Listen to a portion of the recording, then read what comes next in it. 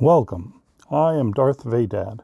Join me as I remember things I loved when I was younger and still love today.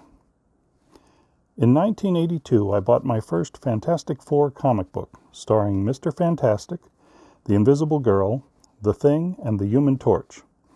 I knew the characters from reruns of the 1967 Hanna-Barbera TV show about the team affectionately known as Marvel's First Family, as well as a 1978 cartoon that replaced the Human Torch with Herbie the Robot. Issue 242 was the beginning of a 3-issue arc mostly involving Terrax the Tamer and his former master, the cosmic entity known as Galactus. I probably figured out how the story ended from various other Marvel sources, such as the official handbook of the Marvel Universe. But until a collected edition called The Trial of Galactus came out in 1989, I didn't have a chance to read the whole story. The action begins by showing Terrax flying toward Earth on a meteor he steers using his power to control dirt and rocks. Immediately after the villain is revealed, writer and artist John Byrne spends several pages catching up with the more mundane matters in the Fantastic Four's personal lives. Despite having just 22 pages of story to work with, Byrne uses 7 pages to show readers Sue and Reed Richards having a minor squabble over a mechanical Christmas tree, Ben Grimm dealing with depression and muggers, and Johnny Storm and his girlfriend, Frankie Ray, visiting an actress friend at a small theater. All this serves to make the 5 heroes in the story more relatable before the main conflict begins, while also continuing ongoing storylines that have been running for many issues of the comic. When Terrax arrives, he quickly destroys the top floors of the team's base in the Baxter Building, but after a brief fight, he goes to the top of the World Trade Center and unleashes powerful forces that rip the island of Manhattan from the Earth and send it into space. There the villain tells Reed, Ben, and Johnny they must fight Galactus or he will kill everyone trapped on the flying island. While all this is going on, we also see Spider-Man, Thor, Iron Man, and Daredevil reacting to the chaos. Even J. Jonah Jameson and Peter Parker's Aunt May make cameos. The many superheroic guest stars Byrne weaves in and out of his story in this issue and the ones that follow are practically a who's who of the Marvel Universe. In issues 243 and 244, Captain America, the Wasp, and Doctor Strange are also drawn into the action. Before I get into the larger story in these and future issues, I'd like to take a look back at some important developments from issues 238, 239, and 240. Issue 238 gave regular readers the secret origin of Frankie Ray's powers.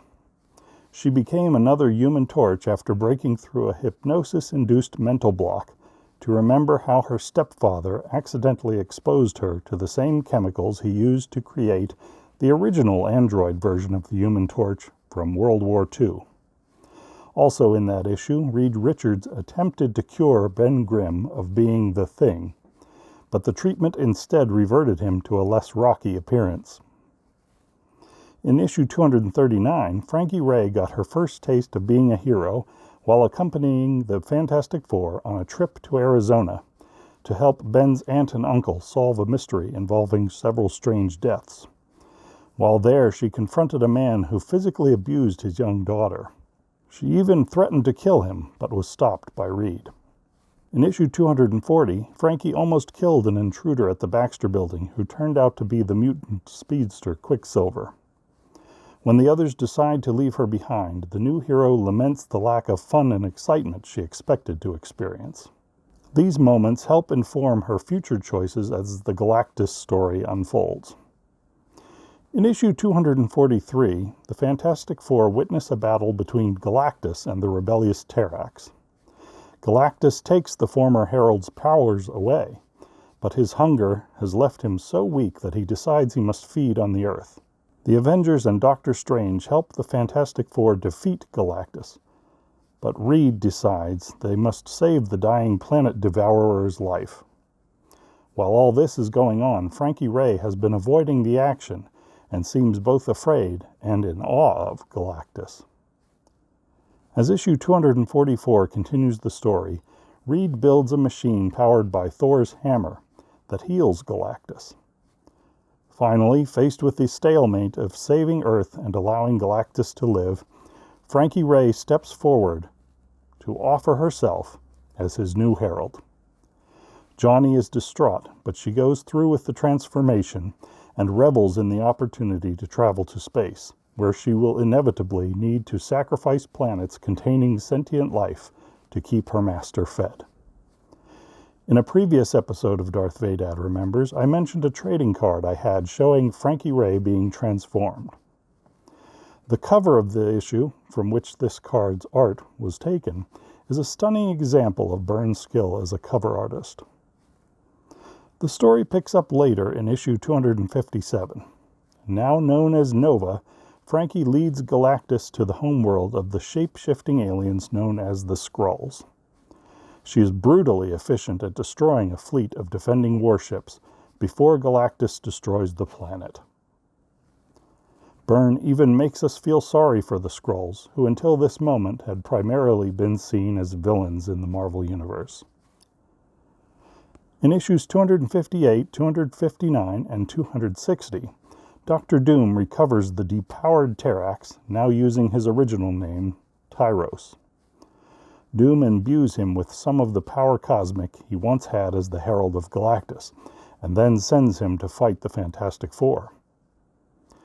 During the battle, Doom turns on his disobedient ally, but is seemingly killed when the Silver Surfer, Galactus' first herald, defeats Tyros.